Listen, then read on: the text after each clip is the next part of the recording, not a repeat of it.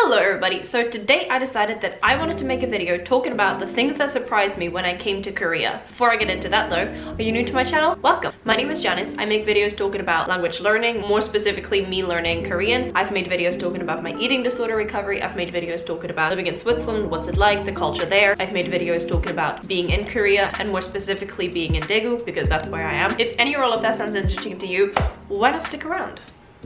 My friend does whatever the fuck she wants, and that's all I'm gonna say. So today's topic, what surprised me about Korea? Before coming to Korea, I had done a lot of personal research. Things you're not supposed to do in Korea, things you can expect from Korea. I thought I was ready, prepared, like hit me Korea, like you can't surprise me with anything. I was completely and utterly wrong. There were still things that could surprise me. That's what I wanted to talk about today.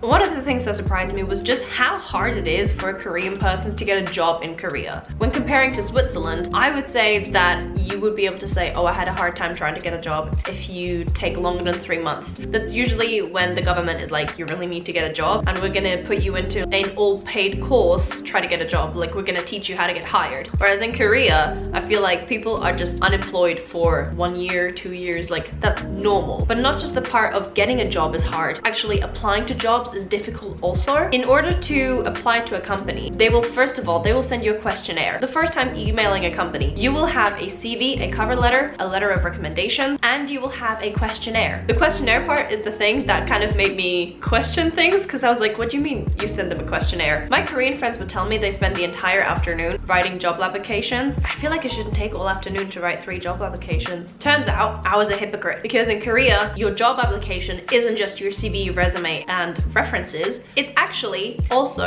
an entire like page of questions that you have to fill out in order to be able to just apply to a company. The questions range from questions such as like, where do you see yourself in 5 years? What are your best qualities? What are your weaknesses? Everything that in Europe you would discuss during a face-to-face interview, you already have to tell them in written form on a piece of paper. And I feel like that's really difficult. To me, personally, in job interviews, through body language and through facial expressions, I love being able to gauge what the person wants me to say. So that way I'm leaning more towards this part instead of this part. For example, one person asked me, do you prefer to work in groups or on your own? Whilst I can do both, she was giving me a lot more positive reinforcement when I was talking about solo work, so that's what I focused on, that I'm better at that. That's kind of how I gauge whether or not they want me to do this thing more than this thing. However, on a written form, you don't know how to do that, so like that's really hard.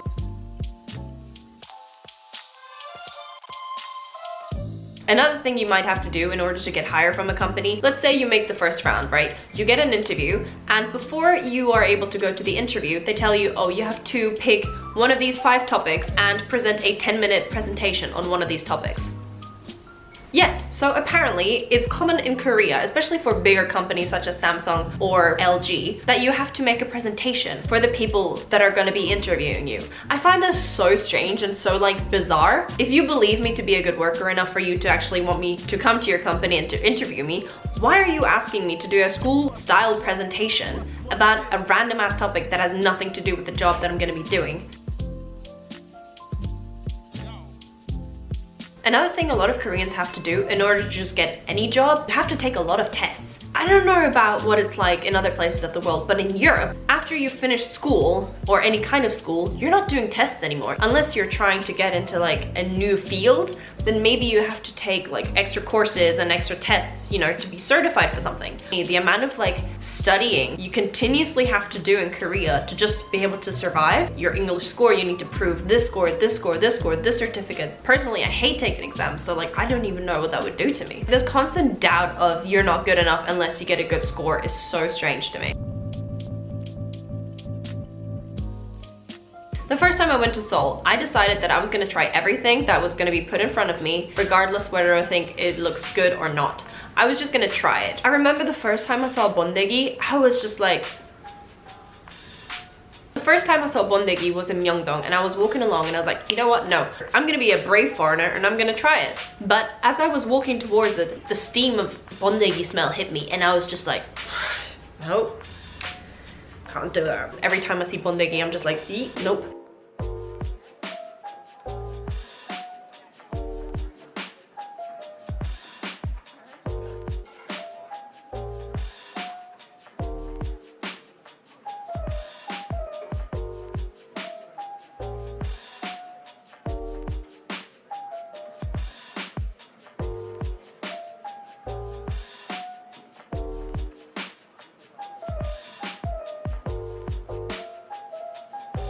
Another thing that surprised me about Korean food was dakbae.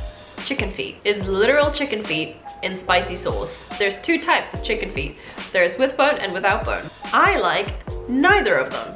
But once again, with food, my motto is try it at least once and then you can judge it if you like it or not. So I tried it. I tried chicken feet, and honestly, the taste I don't remember at all, because all I could taste was like spicy red sauce, which that's good, it tastes nice. But the problem is the texture just kind of threw me off, because you're expecting, I don't know what I was expecting, but it was just pure cartilage. Eating chicken feet is eating pure cartilage. And if there's one texture that I absolutely dislike, it's cartilage. Every time that I would eat store-bought lasagna or just lasagna in general, and there was like just one little piece of cartilage in it, I could not eat the rest of the lasagna because I just felt betrayed by the entire lasagna. Cartilage to me is just, it's the worst texture. There's not a lot of foods that I can't eat due to texture, but chicken feet, I can't do it. I can't, like, I cannot do it.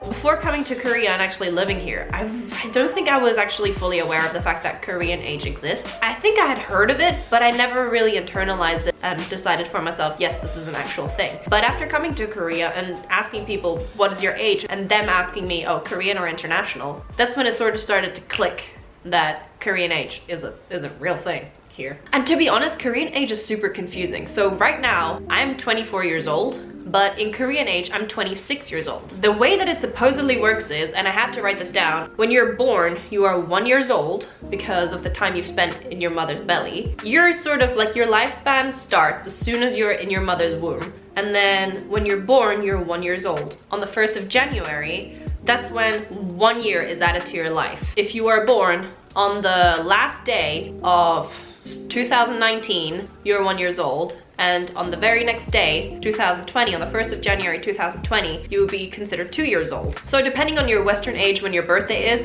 in Korea you're considered either 1 year older or 2 years older. It can get really confusing. Instead of trying to figure out if the person told me their Korean age or their international age, at this point I just ask for their birth year, because I find that much easier, and then I can kind of just in my head figure out how old they are.